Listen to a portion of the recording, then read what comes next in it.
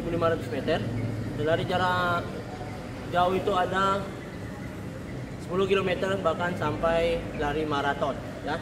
Kita akan menganalisis lari jarak menengah dan lari jarak jauh. Start yang digunakan adalah start berdiri. Jadi kalau nggak tahu start berdiri kayak mana, nah, coba kembali ke pelajaran yang sebelumnya atau pelajaran SMP ya. Ini anak SMA harus lebih paham. Jadi lari jarak menengah kita menggunakan start berdiri. Yang harus abang-abang perhatikan analisis bagaimana gerakan tangannya, ayunan tangannya ya, ayunan tangan. Ini ayunan tangan ya. Kalau seperti ayunan tangan ke atas sekali berarti bawa ketiak ya kan? Nah, bukan kayak gitu maksudnya. Kalau ke atas sekali apakah kecepatan akan bertambah gitu. Itu kalian mengamati namanya, menganalisis, mengamati ya. Tapi kalau ayunannya itu cepat, apakah gerakannya akan lebih cepat? Nah, itu harus kalian analisis. Setelah kalian analisis, maka yang harus dilakukan adalah evaluasi. Mana gerakan yang lebih baik? Apakah tangannya lebih ke atas atau tangannya itu biasa saja tapi melakukan kecepatan yang luar biasa? Perhatikan kakinya. Setelah itu keseimbangan tubuh ya. Keseimbangan tubuhnya, apakah badannya harus bengkok-bengkok kan? Nah, bengkok-bengkok macam di mana lah, nggak ngerti lah saya itu ya kan. Lagi joget-joget apa gitu nggak tahu. Yang harus kalian perhatikan adalah posisi keseimbangan tubuh. Bagaimana keseimbangan tubuh itu bisa membantu gerakan kalian biar lebih cepat. Nah, itu berarti kalian sudah menganalisis lari jarak menengahnya ya. Dan lari jarak jauh. Kalian lakukan lebih cepat gitu kan. Kalian gerakannya itu apa namanya? Jika melakukannya itu bagaimana keseimbangannya? Apakah goyang-goyang, kena angin goyang-goyang gitu kan? Apalagi yang kurus kena goyang-goyang atau yang gemuk gempa bumi gitu kan. Nah, jadi ketika melakukannya lari, apakah seimbangannya itu sudah baik? Itu sama, ketika kalian memperhatikan itu namanya analisis. Tapi ketika kalian sudah memahami kalau keseimbangan tubuh itu harus badannya lurus tegak, maka kalian sudah mengevaluasi dari lari jarak menengah dan lari jarak jauh ini. Dan larinya bagaimana?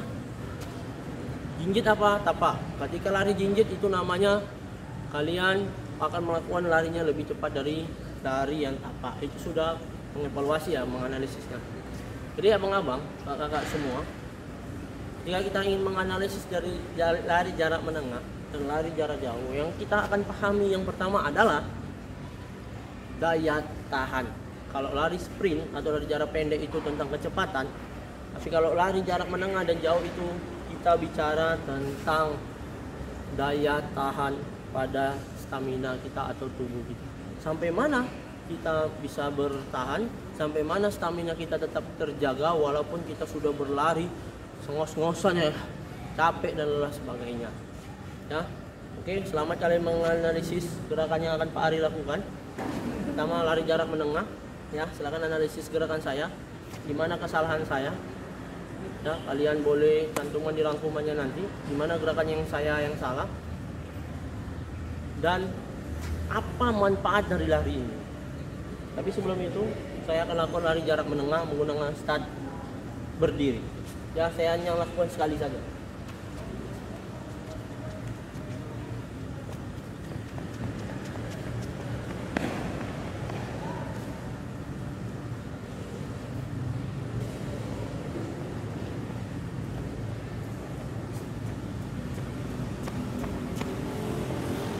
Oke, baik, kalian tadi sudah melihat saya menggunakan start berdiri.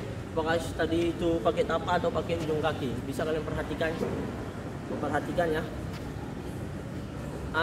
Keseimbangan saya sudah terjaga atau belum? Apalagi ya, posisi kaki saya sudah terangkat apa belum ya? Jadi kalau kakinya terangkat, langkahnya itu lebih jauh, maka larinya itu bisa lebih cepat dan jangkauannya itu lebih jauh. Itu lebih baik. Apakah sudah sampai seperti itu? Itu analisisnya. Evaluasinya, ketika gerakannya saya salah, apa yang harus solusi yang diberikan untuk gerakan itu agar bisa lebih baik. Contoh, kakinya itu kurang diangkat, maka ketika kalian mengevaluasi gerakan kakinya itu harus lebih diangkat agar jangkauannya lebih jauh. Itu sudah termasuk evaluasi. Baik, sekarang Pak Ari akan melakukan lari jarak jauhnya ya. Dua kali ya, anggapnya 2 kali balik itu sudah kita lakukan 10 km lah, kayak gitu ya kan. Oke, silakan perhatikan gerakannya. saya akan menggunakan ujung kaki. Dan setelah saya balik, yang kedua saya akan menggunakan tapak kaki. Mana yang lebih baik, ujung kaki apa tapak kaki? Mana yang harus dianalisis dan mana yang harus dievaluasi sehingga gerakannya jauh lebih baik dari sebelumnya. Oke.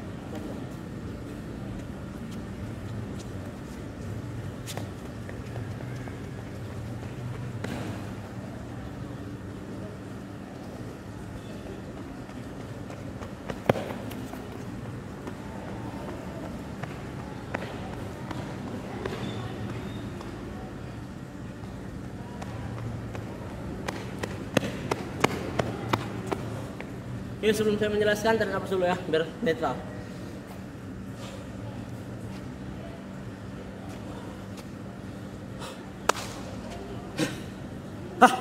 Oke, jadi tadi saya melakukan dari jarak jauh. Yang pertama, Pak Ari menggunakan ujung kaki. Yang kedua, menggunakan tapak kaki.